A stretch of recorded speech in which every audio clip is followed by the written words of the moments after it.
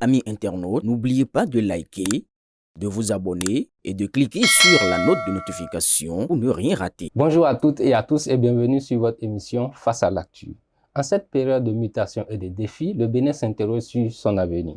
Et parfois, certaines connaissances nous sont méconnues. Il faut se tourner vers ces enseignements ancestraux qui nous ont guidés depuis des siècles pour pouvoir trouver des solutions. Aujourd'hui, nous avons l'immense honneur de recevoir sur ce plateau une voix majeure de la tradition et des connaissances africaines, notamment du Fa. Il s'agit du prêtre Fa David Kofi Aza. Cher invité, merci d'être sur ce plateau. Merci, c'est un honneur pour moi aussi. Vous êtes sur ce plateau pour nous éclairer sur certaines connaissances africaines que nous voudrions bien connaître, puisqu'il y a souvent des connotations diverses qui ont tendance à les voir négativement. Donc, nous allons parler du Bo, et qui va nous permettre aussi de voir la différence entre le Bo, le Fa et le Vodou. Voilà en quelque sorte les sujets sur lesquels nous allons débattre sur ce plateau. Qu'est-ce que le Bo? Le Bo, pour mieux comprendre cela, c'est qu'il faut remonter à l'étymologie qui est d'origine Yoruba-Nago, qui veut dire « ebo », c'est-à-dire « il faut cacher ». Donc, dès la conception, le Bo, c'est quelque chose qui est caché, quelque chose qui n'est pas révélé au grand public, donc quelque chose qui est destiné seul aux initiés. Mais à y voir de plus près, le Bo est une salade. Un agrégat issu des éléments des trois règnes, soit les trois combinés, soit isolés. Et pour être plus clair, nous savons que notre monde est codifié dans trois règnes d'éléments, à savoir le règne minéral, qui comporte tous les éléments du sous-sol terrestre, les minéraux et tout ce qui va avec. Nous avons les éléments du règne végétal, qui est le second palier. Et là, nous avons les plantes, les phytoplanctons, les champignons et tout ce qui va avec. Et en dernier palier, nous avons les éléments du règne animal. Et à ce niveau, nous avons deux catégories. Il y a les animaux, il y a les humains. Parce que l'homme est un animal doté d'intelligence et de sagesse. Sinon, nous appartenons tous au même titre que les reptiles, les oiseaux, les cétacés. Nous appartenons tous au même groupe, au même règne, le règne des animaux. Et à partir de ce moment-là, ces trois règnes d'éléments codifient tout ce que nous pouvons appeler le Bo.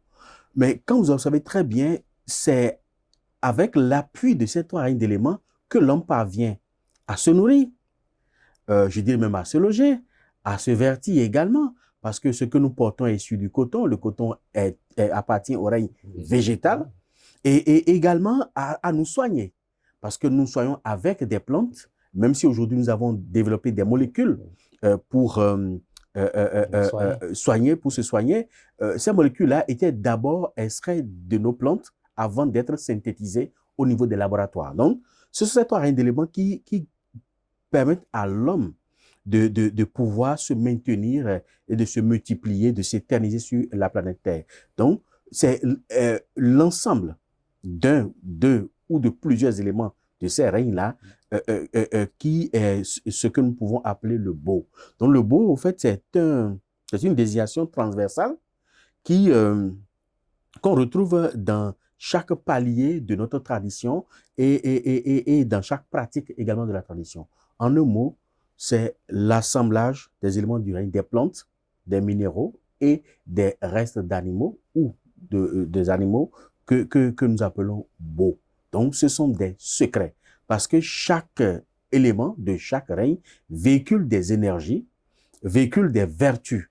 Et c'est la capitalisation, la condensation de ces vertus-là pour les orienter vers les besoins de l'homme. Ça peut être des besoins vitaux, ça peut être des besoins négatifs, comme aussi ça peut être des besoins positifs. C'est ça que nous pouvons appeler le Bo. Voilà. Est-ce que le Bo, on peut le retrouver à travers tout le Bénin? Pas seulement le Bénin, on le retrouve partout, dans presque tous les pays. Que ce soit du nord, du sud, de l'est, de l'ouest, le Bo est retrouvé partout, seulement que pas avec la même dénomination. D'une peuplade à une autre, ça peut changer. Quand on va au Burkina, quand on va au Niger, quand on va au Mali, même en Guadeloupe, même en Haïti, même en Louisiane, le Bo existe. Partout, d'autres l'ont appelé beaucoup d'autres choses. Aujourd'hui, même la magie, en fait, c'est un beau. Donc, quand on parle de la magie, qu'elle soit blanche ou noire ou jaune ou rouge, la magie, c'est la magie, le beau, c'est le beau. Donc, ça n'a pas un autre nom, au fait. Donc, c'est juste ces éléments, l'ensemble des éléments qui permettent de définir l'orientation qu'on en fait. Parce que chaque beau peut être orienté positivement comme négativement aussi. Maintenant, quelle différence on peut faire entre le beau, le fa et le vaudou? La différence est très nette. Seulement que dans chaque, je dirais, pratique, on retrouve encore le beau.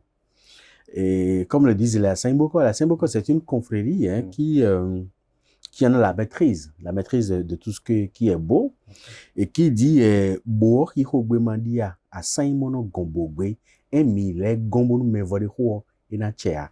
C'est-à-dire, ils le disent en chanson disant Obo hu hogbe mandia na Saimono gombogbe emi le gombonu mevori ho achea. C'est-à-dire que voilà, c'est le moment de mettre en pratique les secrets. Si nous, les initiés, ne sommes pas conviés à ce concert-là, n'importe qui va le faire va échouer. En un mot, à chaque cloison de la tradition, au niveau de chaque partie de la tradition, le beau existe. Quand on prend le fa, c'est un art divinatoire qui permet de décrypter l'avenir. C'est pour ça que le nom originel même, c'est un nom sémite qui veut dire fahaloun, qui veut dire le sort, l'augure. C'est un mot arabe aujourd'hui, parce que les Sémites sont les pères des Arabes. Et maintenant, quand le Fa consulte et donne les présages, il propose au niveau de chaque peuplade, bien sûr, qu'il a traversé, les solutions. Et ces solutions-là se retrouvent au niveau de l'assemblage des éléments du règne minéral, végétal et animal également. C'est pour ça que dans les sacrifices du Fa, on retrouve des minéraux, on retrouve des végétaux, on retrouve également des animaux, les poulets, les moutons, le coq, le canard et tout ce qui va avec. Mais par contre, le vaudou, à l'origine, c'était rumbo. Ce qui veut dire? Rumbo qui veut dire, rum c'est le sang, bo qui veut dire secret. Donc, à l'origine, le vaudou était considéré comme le secret du sang. Parce que c'est toujours les mêmes choses. On prend les éléments du règne minéral. Donc, je donne un exemple pour que ceux qui nous regardent comprennent. Je suppose qu'on prend par exemple, l'énergie aérienne. Pour le condenser, l'apprivoiser, on aura besoin des minéraux se rattachant à l'énergie aérienne, tels que les termitières, par exemple, tels que l'or, par exemple. L'or, c'est un minéral qui est rattaché à l'énergie aérienne, qui est rattaché à Adam. Et après, on va prendre les éléments du règne végétal, tels que Tréléma, par exemple, tels que Akoma, par exemple, tels que Damalia, par exemple. Et après, on va prendre les éléments du règne animal, tels que les plumes de perroquet, les plumes de l'animal, de l'oiseau cardinal, par exemple. Et maintenant, on ajoute le sang de mouton, ou de poulet, ou de canard, ou tout ce qu'on veut. Et comme ce sang est ajouté pour pouvoir, avec de l'huile, pour provoquer une dissolution des vertus, et puis une condensation de l'énergie, afin qu'elle soit dirigée, le sang qui s'y ajoute pour favoriser cela fait qu'on l'avait appelé à l'époque rumbo. Rumbo qui veut dire le secret du sang. Ça veut dire que le vaudou réside dans le secret du sang. Alors, quand Webadia est venu, il a observé le mécanisme de fonctionnement de rumbo là, et il dit c'est-à-dire que c'est un esprit qu'on est en train de détacher là. Et c'est là ça a commencé, on appelait à l'époque le rumbo, on a commencé par l'appeler Yahweh Vaudon. Et c'est ce Yahweh Vaudon qui est devenu aujourd'hui Yahweh Vaudou, où on parle de vaudou. Mais jusqu'à aujourd'hui, il y a certaines peuplades qui continuent toujours d'appeler vaudou rumbo. Et les vaudounos sont appelés rumbono. Donc quand vous allez entendre rumbono, ça veut dire vaudouno, simplement aujourd'hui. Mais jusqu'à l'heure où nous parlons, beaucoup n'ont pas intégré cette domination de fond, et surtout en zone marie, et continuent toujours d'appeler le vaudou rumbo, et le vaudou est toujours appelé rumbono. Donc, c'est deux choses différentes, parce que le vaudou répond à l'apprivoisement d'une énergie de la dame nature. C'est-à-dire que soit c'est l'énergie tellurique, que nous appelons sapata, soit l'énergie aquatique, que nous appelons tokosu, soit c'est l'énergie aérienne, que nous appelons dan, soit l'énergie du feu cosmique, que nous appelons kagyoso, ou alors c'est l'énergie de résistance, que nous appelons gou, c'est l'énergie duel que nous appelons Roro, ou alors c'est l'ancêtre éponyme que nous appelons Torio. Mais après ça, il faudra ajouter les deux énergies qui sont à la base de la création du microcosme, donc l'homme que nous sommes. Et là, je veux nommer l'énergie de virilité, qui est le sexe de l'homme, puis l'énergie de fécondité, qui est le sexe de la femme. Et l'énergie de virilité est connue chez nous sous le nom de Bokoleba. L'énergie de fécondité maintenant est connue chez nous sous le nom de Minona. Or, aujourd'hui, beaucoup assimilent Minona à la sorcellerie, alors que ça n'a rien à voir, c'est deux choses différentes. Donc, voilà ce que c'est que le vaudou, et voilà ce que c'est que le fa. Mais le beau est transversal à tout ça. Seulement que le beau lui-même est complètement à part et a ses propres ramifications maintenant. Maintenant, le beau, est-ce que c'est pas parfois assimilé à la sorcellerie? Non, c'est deux choses différentes. Mais au niveau du commun des mortels, quand on dit il va me faire beau, un truc comme ça, c'est que c'est la sorcellerie. La sorcellerie, c'est une appellation péjorative qui signifie tout sauf rien. Puisque sorcellerie, c'est le fait de lancer du sort à quelqu'un. Alors, ce qu'on veut désigner en voulant dire que c'est lancer du sort à quelqu'un, ce n'est pas de la sorcellerie, mais c'est de la physique quantique. Ça n'a rien à voir avec la sorcellerie. Parce que lancer du sort à quelqu'un, avec le beau, on peut lancer du sort à quelqu'un. On n'a pas besoin d'aller jusque là-bas. Or, là où nous allons, c'est la maîtrise de certaines sciences métaphysiques qu'on veut désigner par ce nom qui ne désigne pas réellement ce que c'est. C'est-à-dire que dans la tradition, nos aînés, pas seulement au Bénin, parce que ce que je veux dire, c'est presque au sein de toutes les peuplatures, toute la planète, certains ont réussi à dominer, à transcender la matière de par l'évolution spirituelle et également de par l'acquisition des énergies qui ont favorisé l'éclosion de la divinité en eux. C'est-à-dire que chacun, autant que nous sommes tous des divins. Nous sommes tous des dieux en miniature. Certains ont pris conscience de l'existence de ce Dieu en eux, donc de cette divinité en eux, et ont actionné cette divinité-là. Maintenant, quand vous les actionnez, cela vous donne la possibilité de développer des facultés. Par exemple, la faculté de la clairvoyance, par exemple, où vous pouvez être ici. La clairvoyance dont je parle, ce n'est pas le fait de voir des trucs là. Vous pouvez être ici et savoir exactement ce qui se passe dans votre propre maison. Peut-être à 10 km, à 20 km d'ici. D'autres ont développé la faculté de la clairaudience. De sorte que si vous parlez en bien comme en mal, même à 10 000 km, ils peuvent vous entendre clairement comme vous m'entendez. D'autres ont développé la technique de la téléportation que la science est en train de parfaire actuellement. C'est-à-dire que, et c'est cette téléportation-là surtout qui a tout gâté au sein de cette science-là quantique qu'on appelle vulgairement sorcellerie. Je vous explique comment ça se passe. C'est-à-dire que j'ai un frère ou un ami ou un enfant qui est peut-être à 50 km qui est malade. Après, on va revenir sur le fondement même de cette science-là, de cette pratique-là, qui est malade. Et vous avez la recette qu'il faut. Peut-être c'est une poudre ou c'est une tisane chez vous. Et le temps qu'on va mettre à pied pour aller jusqu'à 50 km, peut-être que la fatalité peut se produire. Alors, il y a des éléments disparates que vous pouvez réunir et téléporter le produit directement dans le corps de l'enfant qui est à 50 km ou à 100 km ou même à 1000 km pour que l'enfant puisse avoir guérison.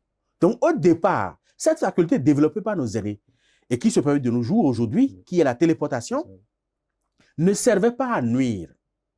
Au départ, ça ne servait pas à nuire. Ça servait à faire des interventions en matière de santé et même sur d'autres plans pour des individus qui sont loin. Alors, cette même pratique, cette même technique qui permet de téléporter, même les produits pharmaceutiques d'aujourd'hui peuvent être téléportés dans le corps de quelqu'un. C'est-à-dire que quelqu'un qui souffre peut-être dans une brousse, a besoin peut-être de paracétamol pour se retrouver. On peut téléporter ce médicament, même pharmaceutique, dans son corps. En moins de 2-3 minutes, l'effet d'IA est constaté palpable. C'est ça qu'on appelle sorcellerie. Parce que pourquoi on l'appelle sorcellerie? Parce que de ces pas les mêmes procédés, je peux téléporter des tessons de bouteilles dans votre corps. Et ça va commencer par vous nuire négativement, puisque c'est un corps étranger qui n'est pas là pour dissoudre. Parce que les médicaments, généralement, quand on téléporte dans le corps, le corps provoque la dissolution et maintenant, et l'assimilation de ce médicament pour que l'individu trouve guérison. Mais là, maintenant, ce n'est pas le cas, mais c'est que je peux téléporter même de la cendre, même de la braise dans votre corps et vous allez commencer par sentir des fourmillements, des chaleurs, des bouffées de chaleur à l'intérieur de votre corps jusqu'à ce que l'anéantissement soit fait ou alors un désenvoûtement soit fait. Donc, c'est parce que le négatif s'est introduit dans cette pratique de téléportation qu'on a baptisé tout ce qui va là de sorcellerie. Mais il y a des techniques qu'on a développées, des facultés qu'on a développées pour faire beaucoup de choses. Et ces facultés-là, la science aujourd'hui, je donne par exemple l'antimatière. L'homme en dispose, mais de façon inconsciente. Mais il y a des gens qui ont pris conscience de ça et qui ont commencé par actionner l'antimatière en eux. Quelqu'un qui a actionné l'antimatière en lui et que vous vous asseyez face à lui, il peut ressentir tout ce que vous ressentez. Si vous êtes malade, il sait exactement que vous êtes malade. Et là où vous avez mal, il sait également ça. C'est-à-dire qu'il peut fusionner votre matière avec sa matière et savoir là où vous ressentez des douleurs. De sorte que cette même pratique permet également de téléporter vos pensées. C'est-à-dire que c'est comme si je branche un câble sur un ordinateur et puis je copie des données. On peut avec ça fusionner les deux auras et siphonner les informations au niveau de votre pensée. Donc, c'est tout ça là. Comme il y a des pratiques négatives qui s'y invitent parce que de cette même manière, en établissant la connexion d'aura entre vous et moi, de façon mal intentionnelle, je peux vous dire, bon, allez vous suicider. L'individu va commencer par sentir le besoin d'aller se suicider avant d'être satisfait. Et alors que ce besoin-là lui a été imprimé par la téléportation. Donc, il ira faire d'abord, voilà que quand on se suicide, on ne revient pas. Voilà. Donc, c'est tout ça c'est toutes ces pratiques-là négatives qui sont entrées dedans. C'est pour ça qu'on a complètement négativisé la pratique et on dit que c'est la sorcellerie. Sinon, au départ, ce n'était pas fait pour ça. Maintenant, vous avez parlé de cette science quantique. Oui, la physique quantique. La physique quantique. Pourquoi, à notre niveau, au niveau je veux parler du continent africain, elle n'est pas tellement développée comme du côté, comme en Europe. Elle est développée, mais elle n'est pas tellement connue. Elle est développée, mais pas de façon scientifique. Okay. Elle est très développée. Vous savez que quand on était, je ne pas enfant, hein, j'étais en collège, et mon papa avait une calebasse avec laquelle il communiquait.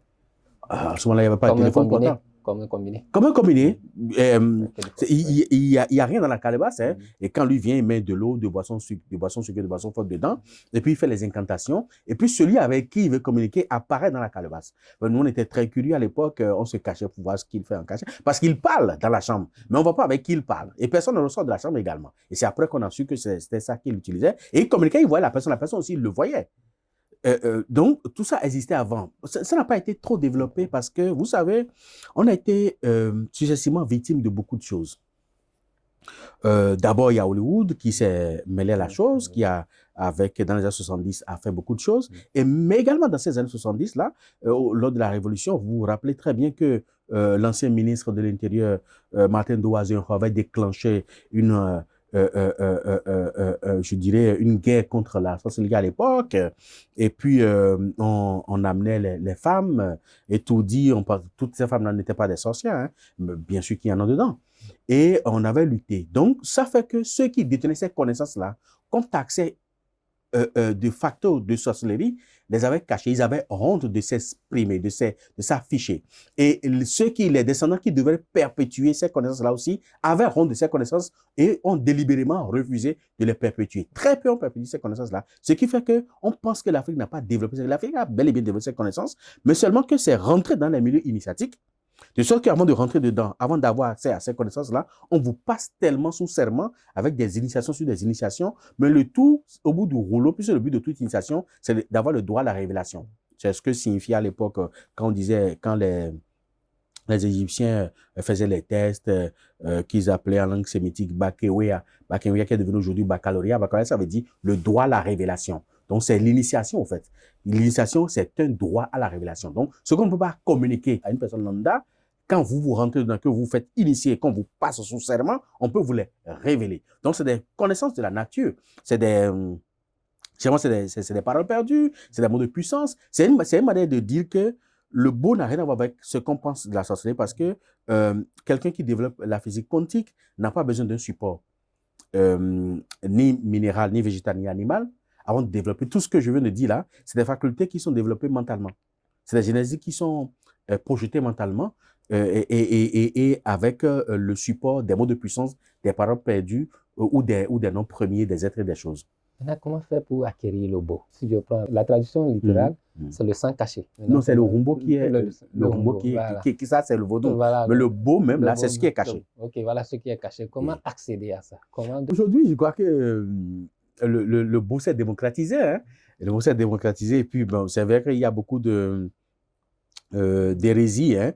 Mais il y a certaines vérités aussi de beau. Donc, au fait, le beau, c'est juste la connaissance des plantes et des minéraux et des animaux qui sont distillés ça et là. Donc, on n'a pas trop besoin d'initiation avant d'avoir des connaissances du beau. C'est-à-dire que telle feuille plus telle feuille peut produire tel effet, peut-être de la chance, peut-être de l'élévation matérielle ou peut-être pour guérir telle maladie. Ça, on n'a pas besoin de grande initiation. C'est quand on veut aller beaucoup plus en profondeur qu'on a besoin de cette initiation. Sinon, on sait que quand on prend telle feuille plus telle feuille, ça peut guérir. Je donne un exemple très, très simple. Hein. C'est comme je prends la plante qu'on appelle Symphyphama, par exemple, et que vous triturez dans l'eau et vous ajoutez une braise ardente qui s'éteint dans l'eau et que quelqu'un qui souffre d'hyperthermie, donc de température ou d'infection ou autre, si la personne prend juste un bain avec cette eau-là, la personne se retrouve automatiquement. L'effet est immédiat, presque à la seconde.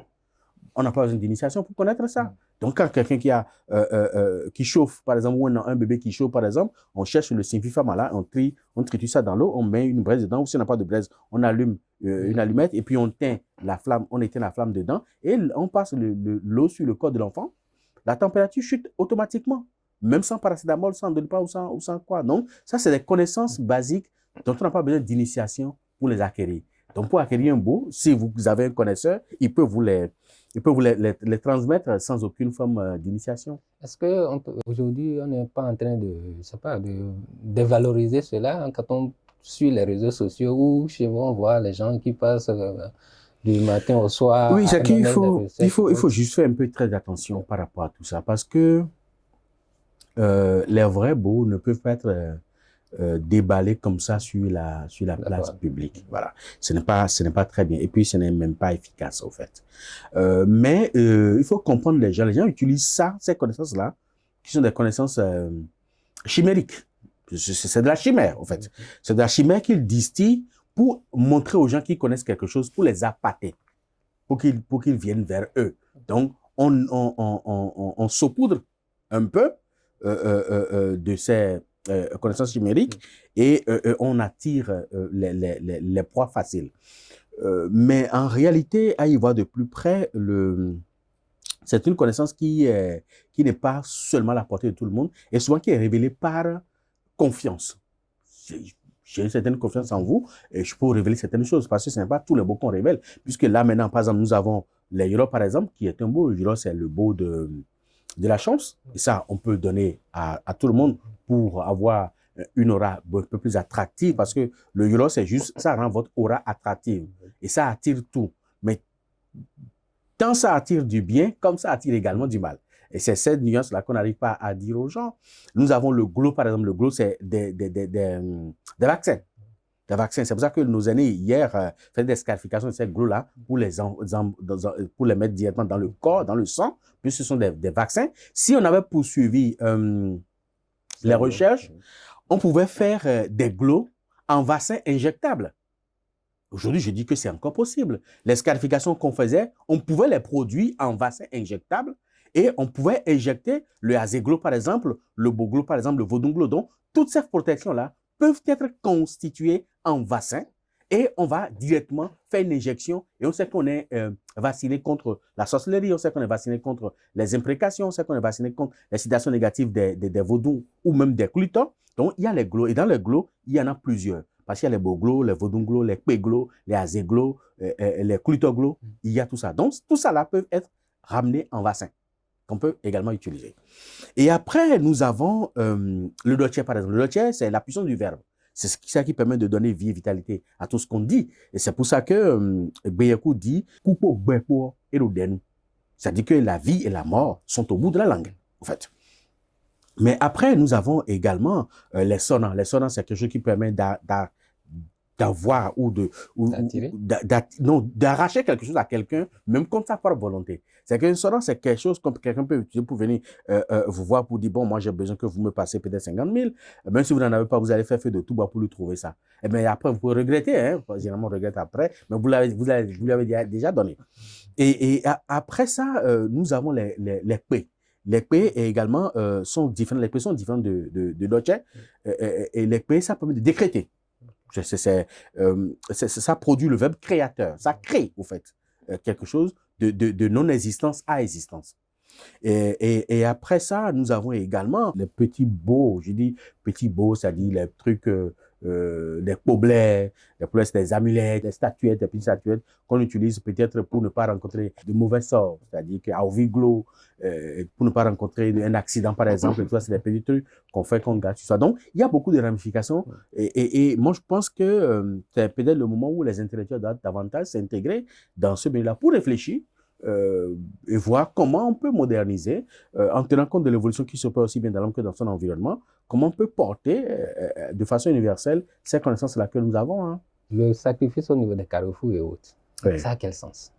D'abord, le sacrifice, c'est un rituel qui permet soit d'expier, soit de conjurer, soit de demander grâce et clémence à la nature ou aux éléments de la nature et tout ce qu'on voit. Ou alors, ça joue un rôle de substitution. Parce que nous avons des sacrifices de substitution. Sacrifice, c'est juste gaspillage. Le nom de sacrifice, c'est dit gaspiller pour acquérir quelque chose. Sacrifier pour acquérir quelque chose. Qu'est-ce qu'on sacrifie? Si je veux, par exemple, faire un rituel de substitution, le rituel de substitution, c'est ce que nous appelons le coulion.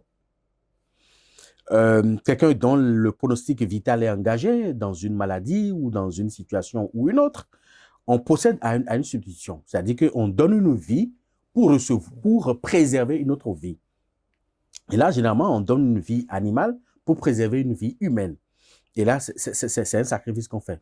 Et après ça, nous avons des offrandes qu'on fait à la nature. C'est-à-dire que, comme on le dit, par exemple, Dangban, par exemple, offrande de dents, qu'on met à un carrefour pour que le serpent, l'énergie aérienne puisse venir chercher, le torosouan par exemple, le goubin, ainsi de suite. Ça, c'est des offrandes qu'on fait aux divinités, donc aux énergies de la nature pour qu'elles viennent prélever. Mais quand vous faites ces offrandes-là, c'est en retour pour avoir quelque chose. Je donne un exemple très simple, c'est-à-dire que si je fais un dangman par exemple, c'est que je vais mettre des fruits sucrés, des biscuits, des bonbons, des sucreries, du miel, des boissons sucrées et autres. Par analogie, je demande à l'énergie de sucrer ma vie. Donc, de donner de la douceur à ma vie. Et la douceur de cette vie, c'est quoi? C'est avoir un travail, c'est avoir le bonheur, c'est avoir la joie de vivre, par exemple, avoir un foyer, avoir un toit, avoir un moyen de déplacement, un moyen de communication, avoir le choix de ne pas être contraint à manger ce qu'on ne veut pas manger. C'est-à-dire que avoir le choix de manger ce qu'on veut, de porter ce qu'on veut, de vivre là où on veut, de se communiquer comme on veut, de se déplacer comme on veut. Donc, ça permet à l'invisible de vous donner le choix quand vous leur donnez de la senteur. Et quand on fait, par exemple, le sacrifice de conjuration, c'est ça qu'on appelle azonyi. Le sacrifice de conjuration permet de renvoyer une maladie du corps d'un individu qui peut être alité ou dont peut-être la médecine moderne et la médecine moléculaire n'arrivent pas à trouver solution à sa maladie. On peut atténuer la teneur vibratoire de cette maladie-là dans le corps de l'individu, quoi qu'en soit la maladie. Et ça également, c'est quantique. C'est de la physique quantique. Et quand on a tenu la puissance vibratoire de la maladie, on a tenu les effets pervers de cette maladie-là sur les organes de l'individu. Et là, l'individu trouve un soulagement sans être guéri. Et là, la guérison maintenant peut intervenir à partir des plantes ou alors à partir des médicaments, à partir des sérums ou les injections qu'on pouvait lui faire. Et là, la guérison peut intervenir. Et nous avons plein d'autres sacrifices également que nous faisons. Par exemple, pour conjurer les mauvais sorts, nous avons des sacrifices expiatoires, par exemple. Expiatoires, c'est-à-dire que l'individu a commis des impairs.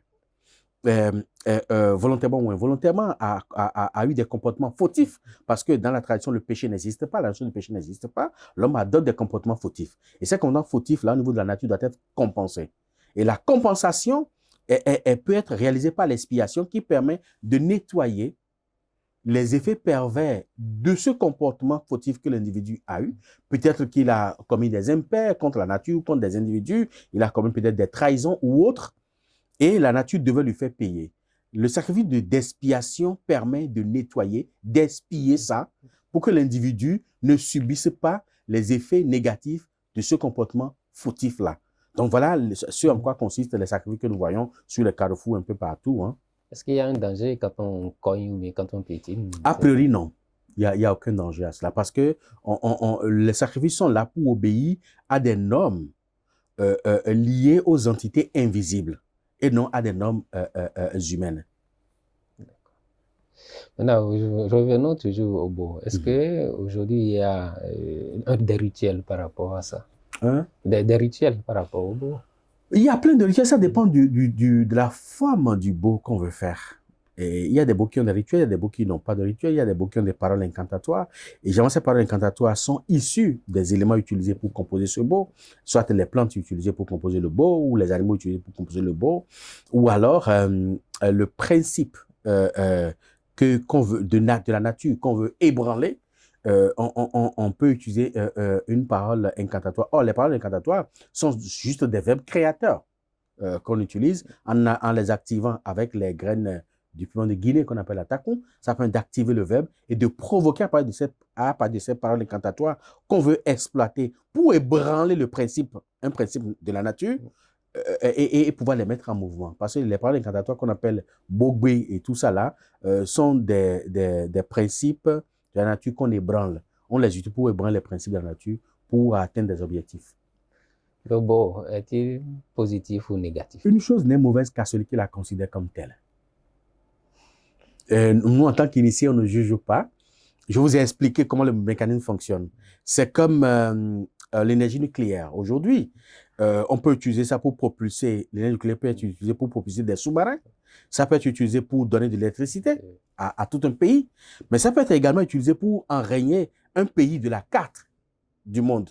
Est-ce que c'est l'énergie nucléaire qui est mauvaise ou l'usage que l'homme en fait? Aucun beau n'est a priori mauvais et aucun beau n'est a priori bon. Ça dépend de l'usage que l'homme en fait. C'est la même chose que la physique quantique qu'on appelle aujourd'hui sorcellerie. C'est la même chose. C'est-à-dire que ce qui sert à nuire peut servir également à bon escient. Et ce qui sert à bon escient peut également servir à nuire. Les âmes ne tuent pas les mouches. Mais pourtant, on les fabrique tous les jours et on les perfectionne également tous les jours. C'est l'anecdote des insectes qui fabriquent des insecticides. C'est comme ça l'homme et les armes à feu.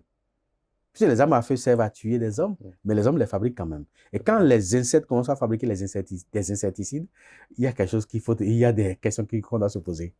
L'anecdote, vous n'avez pas de détails pour qu'on puisse cerner cela? Ce que je veux dire par là, c'est que l'homme a été doté par la nature de beaucoup de potentialités. Libre à lui d'utiliser ces potentialités-là pour son bien-être matériel, physique, son épanouissement, son environnement et tout. Libre également à lui de puiser dedans pour se défendre. Mais le problème qui se pose ici, tout ce que nous pouvons juger de négatif n'est pas forcément négatif. Parce que quand on va sortir les armes d'un pays, ce pays sera envahi par des bandits. Donc les armes servent à dissuader.